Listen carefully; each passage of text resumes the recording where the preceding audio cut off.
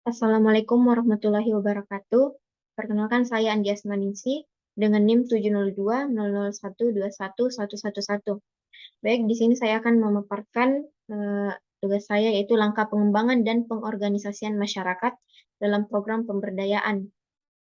Yang pertama ada persiapan, yang kedua pengkajian, yang ketiga pelaksanaan, keempat pemantauan, kelima evaluasi, dan terakhir yaitu perluasan.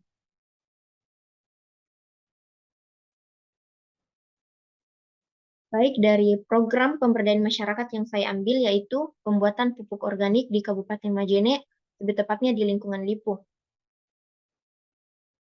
Langkah yang pertama yaitu persiapan. Penyuluhan dan pelatihan ini dilakukan di Kabupaten Majene, lingkungan Lipu. Hal ini karena mayoritas masyarakatnya bekerja sebagai peternak.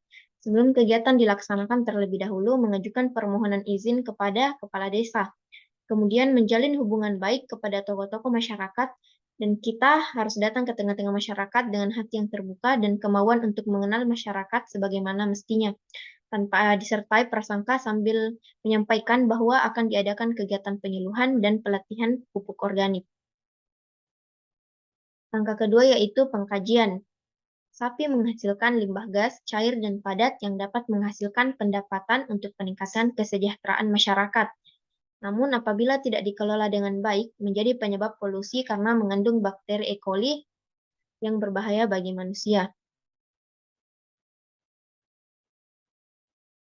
Limbah gas juga mengandung amonia, sulfur metan, dan karbon dioksida yang dapat mencemari udara. Limbah padat yang difermentasi dapat menghasilkan pupuk yang berkualitas dengan menambahkan bioaktivator efektif mikroorganisme. Selama ini, kelompok peternak yang ada di Kabupaten Majene hanya fokus dalam pengembangan ternak seperti pengemukan dan pemeliharaan indukan. Limbah ternak berupa kotoran sapi masih belum tergarap dengan baik dan hanya dijadikan pupuk kandang tanpa pengolahan sehingga menghasilkan pupuk dengan kualitas yang kurang baik. Pengolahan sehingga menghasilkan yang pupuk dengan kualitas yang kurang baik dari kotoran hewan yang ada selama ini memiliki problem yaitu menimbulkan bau dan hanya dimanfaatkan secara langsung untuk pupuk.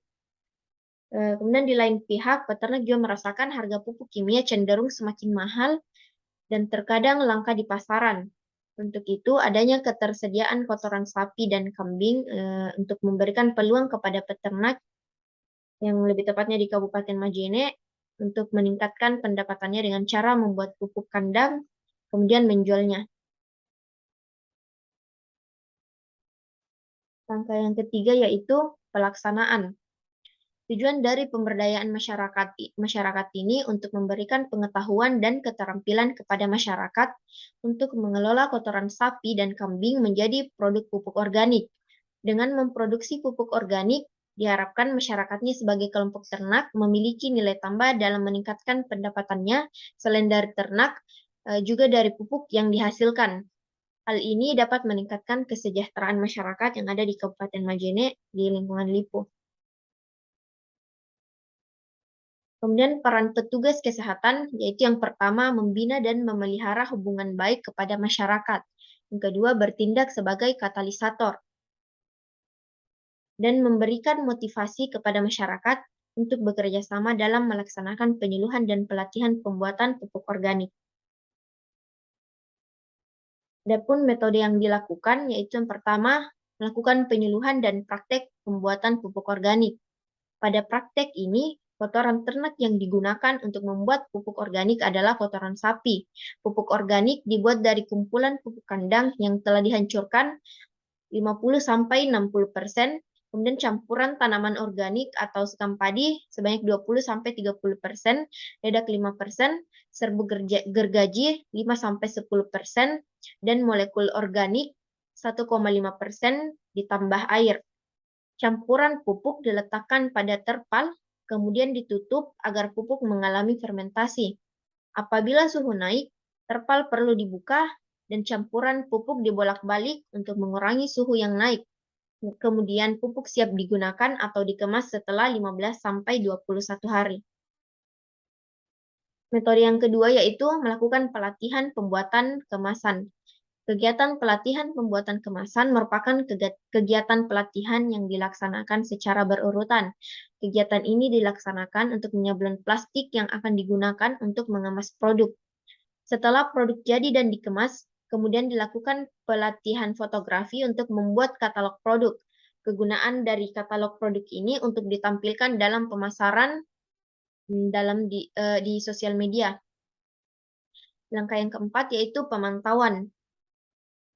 Yang pertama yaitu mengamati perkembangan pelaksanaan penyuluhan dan pelatihan pembuatan pupuk organik dan melakukan identifikasi dan mengantisipasi permasalahan yang timbul atau yang akan timbul untuk dapat diambil tindakan sedini mungkin.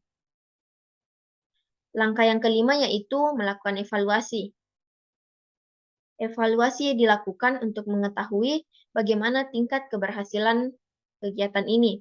Evaluasi dilakukan dengan memberikan soal pretest dan post-test kepada peserta kegiatan. Kegiatan penyuluhan diharapkan mampu meningkatkan pemahaman masyarakat mengenai konsep pembuatan pupuk organik.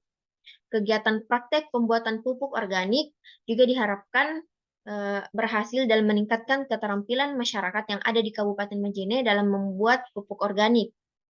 Dan kegiatan pelatihan pembuatan kemasan produk juga diharapkan berhasil meningkatkan keterampilan masyarakat dalam membuat kemasan.